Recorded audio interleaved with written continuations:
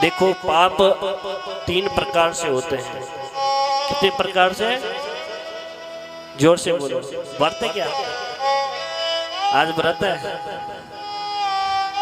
करवा चौथ बोल ले रहे हैं आप ना।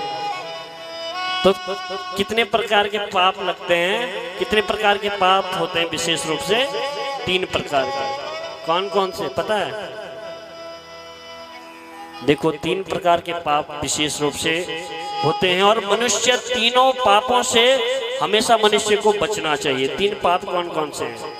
एक तो पहला है मानसिक। क्या है? मानसिक। मानसिक का मतलब हम जो अपने मन से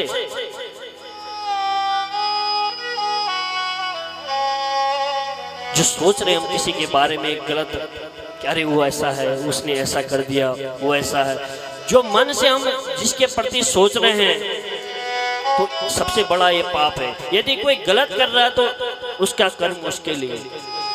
हमें किसी के बारे में पाप नहीं सोचना चाहिए, क्योंकि भगवान के घर में देर है पर अंधेर नहीं है।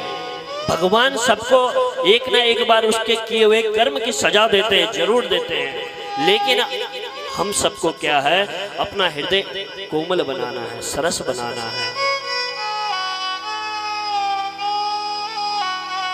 ताकि क्या है कि हमारे हृदय में क्या है, किसी के प्रति थोड़ा सा द्वेष भाव ना जागृत हो, ताकि हम परमात्मा में हमारी प्रीति बनी रहे प्रभु के चरणों में। तो पहला पाप कौन सा है? मानसिक पाप है, जो हम मन से सोचते हैं किसी के बारे में। और दूसरा पाप वाचिक है। वाचिक दूसरा पाप माना गया है, जो हम वाणी से किसी के लिए बोलते हैं, कटु वचन।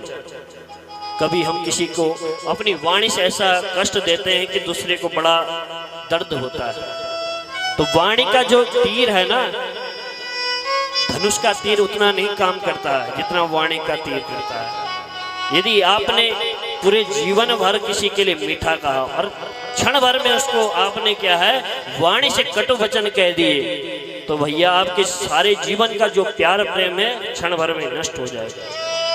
क्योंकि वाणी से निकला हुआ जो तीर है वो कभी भी नहीं वापिस आ सकता। शब्द कभी लौटते हैं वापिस?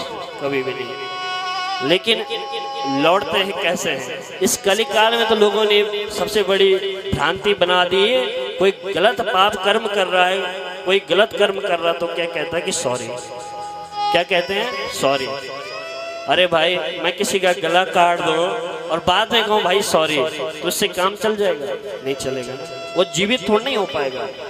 तो कहने का तात्पर्य है कि हमें किसी को वाच्य अपने वाणी से किसी के लिए गलत नहीं सोचना है, न गलत बोलना है। पहला पाप है हमारा मानसिक। मानसिक पाप हमें बिल्कुल भी नहीं करना चाहिए। दूसरा पाप है वाचक। हमें वाणी से कोई भी पाप किसी के लिए नहीं तो सोचना चाहिए, ना ही बोलना चाहिए। और तीसरा पाप है कर्मिक पाप, जो हम कर्मों के द्वारा करते हैं, अपने हाथों के द्वारा करते हैं, अपने पांव के द्वारा करते हैं। तो तीसरा पाप कर्मिक पाप है। तीनों पाप से जीव को हमेशा बचना चाहिए, और भक्त को विशेष रूप से।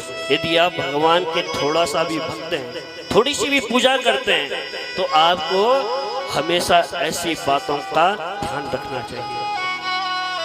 पूरी जीवन भर आपने खूब भगवान का कीर्तन किया, भगवान का नाम संकीर्तन किया, खूब पूजा पाठ की, जप तप किए, लेकिन अंत समय में आपने कभी भी किसी का यदि थोड़ा सा भी पाप चाहा, अहित चाहा, द्वेष चाहा, तो वो सब आपका धरा का धरा रह जाएगा। क्योंकि पुण्य उतने नहीं बढ़ते हैं जितने हमारे क्या हैं, पाप बढ़ते हैं। याद रखना, पुण्य हमारे कम बढ़ते हैं, पाप अधिक बढ़ते हैं।